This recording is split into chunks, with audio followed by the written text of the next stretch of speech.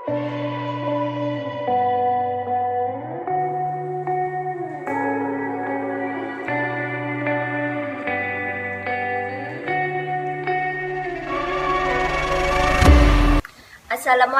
warahmatullahi wabarakatuh. Saya Putri Tiara Septiani dari kelas 12 TKJ 2 ingin menjelaskan tentang konfigurasi subscriber pada internet telepon. Banyak teknologi DSL menggunakan sebuah lapisan asynchronous transfer mode agar dapat beradaptasi dengan lapisan yang berbeda. Implementasi DSL juga dapat menciptakan jembatan jaringan atau penghalaan. Dalam konfigurasi jembatan jaringan, kelompok pengguna terhubung ke subnet tunggal. DSL juga memiliki pembagian rasio jaringan data yang layak pada saat memilih teknologi jalur lebar.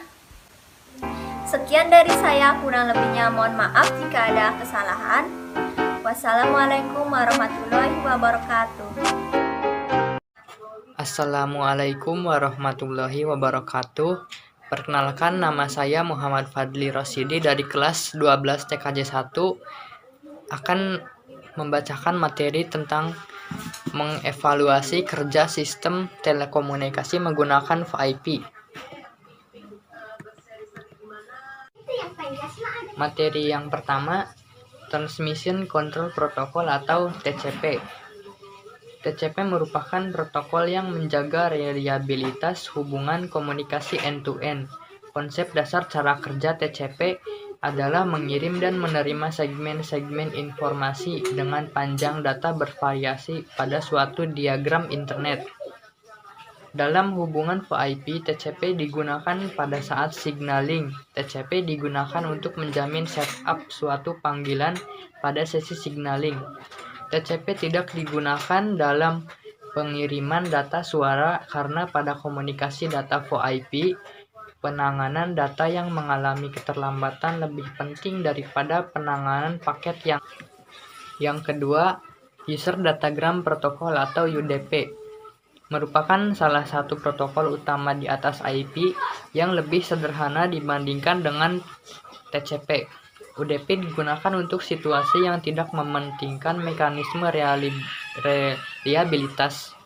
UDP digunakan pada VoIP pada pengiriman audio streaming yang berlangsung terus-menerus dan lebih mementingkan kecepatan pengiriman data agar tiba di tujuan tanpa memperhatikan adanya paket yang hilang, walaupun mencapai 50% dari jumlah paket yang dikirimkan, karena UDP mampu mengirimkan data streaming dengan cepat untuk mengurangi jumlah paket yang hilang saat pengiriman data karena tidak terdapat mekanisme pengiriman ulang. Maka pada teknologi VoIP pengiriman data banyak dilakukan pada private network. Yang ketiga, Internet Protocol atau IP. Internet Protocol didesain untuk interkoneksi sistem komunikasi komputer pada jaringan paket switched. Pada jaringan TCP atau IP, sebuah komputer diidentifikasi dengan alamat IP. Tiap-tiap komputer memiliki alamat IP yang unik, masing-masing berbeda satu sama lainnya. Hal ini dilakukan untuk mencegah kesalahan pada transfer data. Terakhir, protokol data akses berhubungan langsung dengan media fisik. Secara umum, protokol ini bertugas untuk menangani pendeteksian kesalahan pada saat transfer data untuk komunikasi datanya.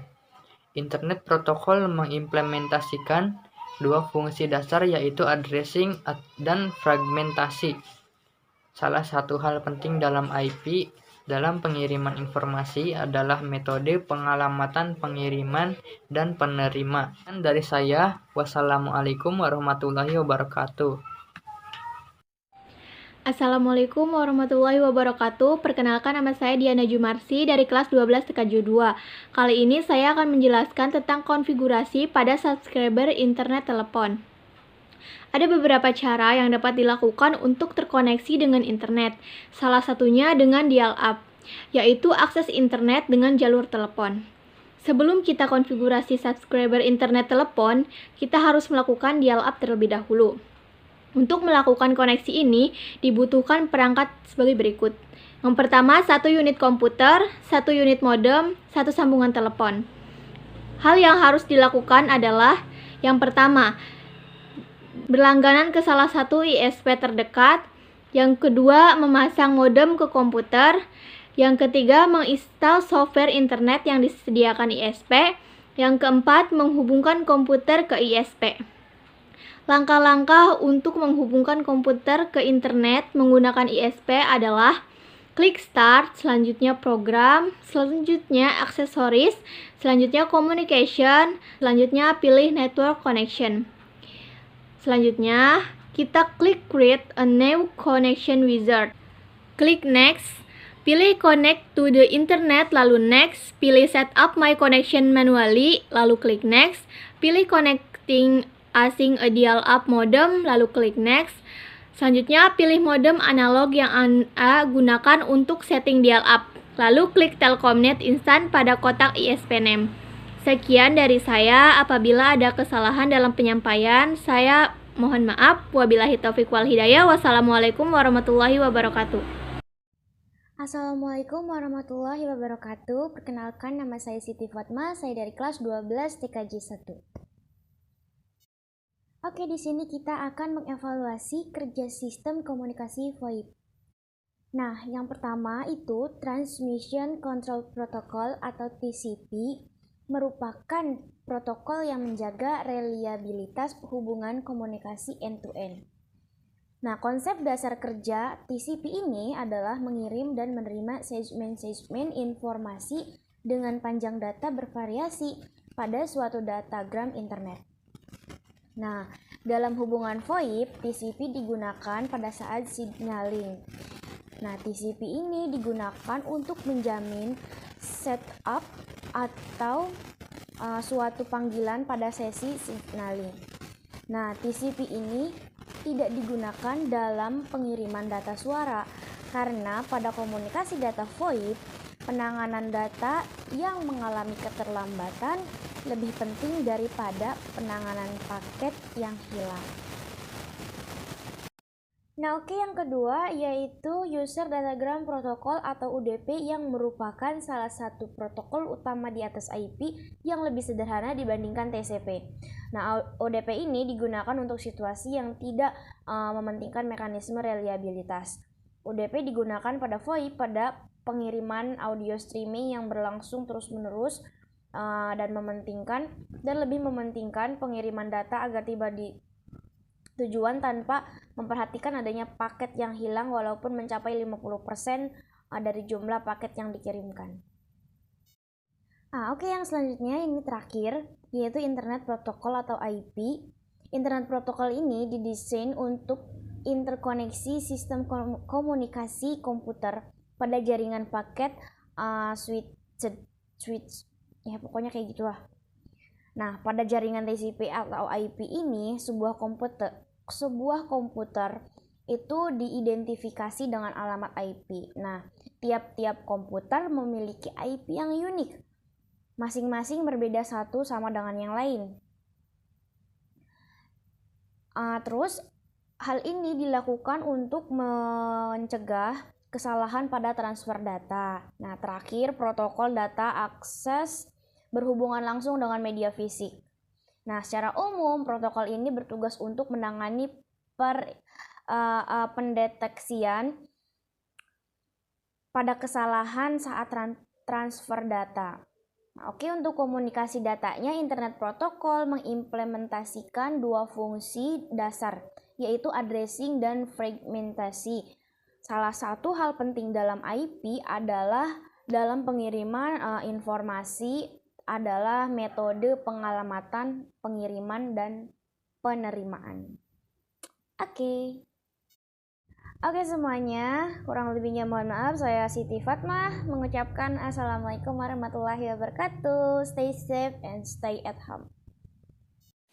Assalamualaikum warahmatullahi wabarakatuh. Nama saya Nia Yulianti Anggraini dari kelas 12 TKJ 2. Di sini saya akan mempresentasikan konfigurasi pada subscriber internet telepon. Di sini ada pengertian dari apa itu subscriber. Subscriber adalah teknologi yang menyediakan penghantar data digital. melewati kabel yang digunakan dalam jarak dekat dari jaringan telepon setempat. Kemudian, di sini ada pengertian dari DSL. DSL merupakan teknologi modem yang menggunakan jalur telepon yang sudah ada untuk menyalurkan data dengan bandwidth lebar seperti multimedia dan video. Di sini juga ada konfigurasi subscriber pada internet telepon. Banyak teknologi DSL menggunakan sebuah lapisan asynchronous transfer mode agar dapat beradaptasi dengan sejumlah teknologi yang berbeda. Kemudian, implementasi DSL dapat menciptakan jembatan jaringan atau penghalaan. Dalam konfigurasi jembatan jaringan, kelompok komputer pengguna terhubungkan ke subnet tunggal. Kemudian, DSL juga memiliki rasio pembagian jaringan data yang layak dipertimbangkan pada saat memilih teknologi jalur lebar. Terima kasih. Wassalamualaikum warahmatullahi wabarakatuh. Assalamualaikum warahmatullahi wabarakatuh. Perkenalkan, nama saya Winda Permatasari dari kelas 12 TKJ 1. Di sini kita membahas tentang mengevaluasi kerja sistem komunikasi VoIP. Yang pertama, Transmission Control Protocol atau TCP, yang merupakan protokol yang menjaga reliabilitas hubungan komunikasi end-to-end. Konsep dasar cara kerja TCP adalah mengirim dan menerima segmen-segmen informasi dengan panjang data bervariasi pada suatu datagram internet. Dalam hubungan VoIP, TCP digunakan pada saat signaling. TCP digunakan untuk menjamin setup suatu panggilan pada sesi signaling. TCP tidak digunakan dalam pengiriman data suara karena pada komunikasi data VoIP, penanganan data yang mengalami keterlambatan lebih penting daripada penanganan paket yang hilang. Kedua, yaitu User Datagram Protocol atau UDP, yang merupakan salah satu protokol utama di atas IP yang lebih sederhana dibandingkan dengan TCP. UDP digunakan untuk situasi yang tidak mementingkan mekanisme reliabilitas. UDP digunakan pada VoIP pada pengiriman audio streaming yang berlangsung terus-menerus dan lebih mementingkan kecepatan pengiriman data agar tiba di tujuan tanpa memperhatikan adanya paket yang hilang, walaupun mencapai 50% dari jumlah paket yang dikirimkan. Karena UDP mampu mengirimkan data streaming dengan cepat. Untuk mengurangi jumlah paket yang hilang saat pengiriman data, atau karena tidak terdapat mekanisme pengiriman ulang, maka pada teknologi VoIP pengiriman data banyak dilakukan pada private network. Selanjutnya, Internet Protocol atau IP. Internet Protocol didesain untuk interkoneksi sistem komunikasi komputer pada jaringan paket switched. Pada jaringan TCP atau IP, sebuah komputer diidentifikasi dengan alamat IP.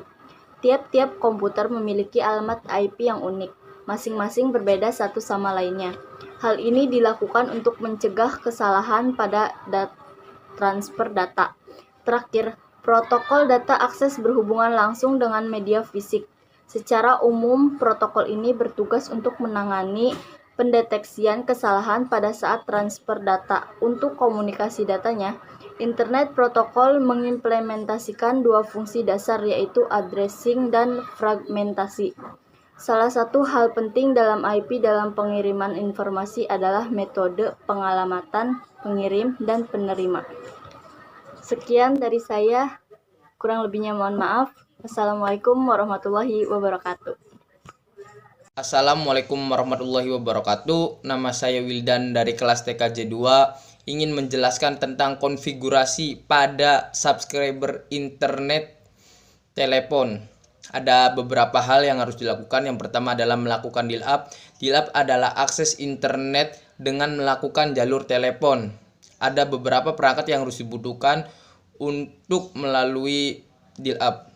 Yang pertama adalah 1 unit komputer dan 1 unit modem. Yang terakhir adalah 1 unit sambungan telepon. Yang harus dilakukan untuk mencapai dial-up adalah yang pertama, berlangganan pada ISP yang terdekat atau yang ada saja. Yang kedua, memasang modem komputer. Yang ketiga, install software internet yang telah disediakan oleh ISP tersebut. Yang keempat adalah hubungkan komputer atau dial-up ke ISP.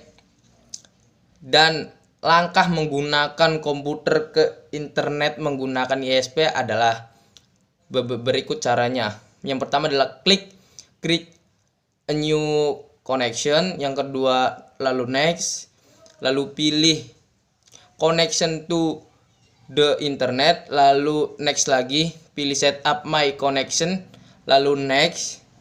Yang terakhir adalah pilih modem analog yang Anda gunakan untuk sharing the app, lalu klik next, ketik pada kotak ISP, lalu berikan nama Anda.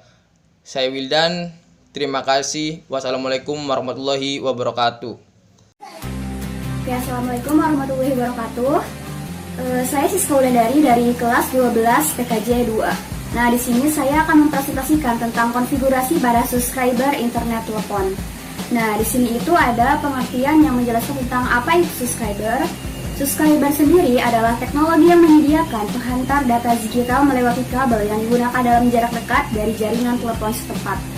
Nah, selanjutnya apa yang dimaksud dengan DSL? DSL sendiri merupakan teknologi modem yang menggunakan jalur telepon yang sudah ada untuk menyalurkan data dengan bandwidth lebar seperti multimedia dan video.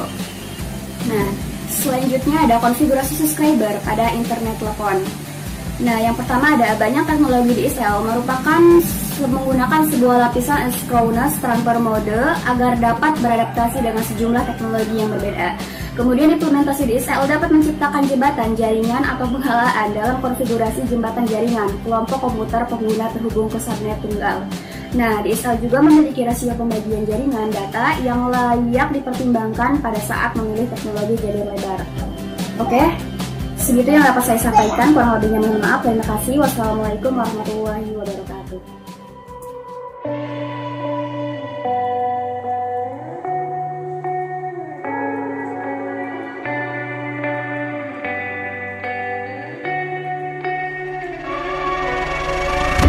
There is a place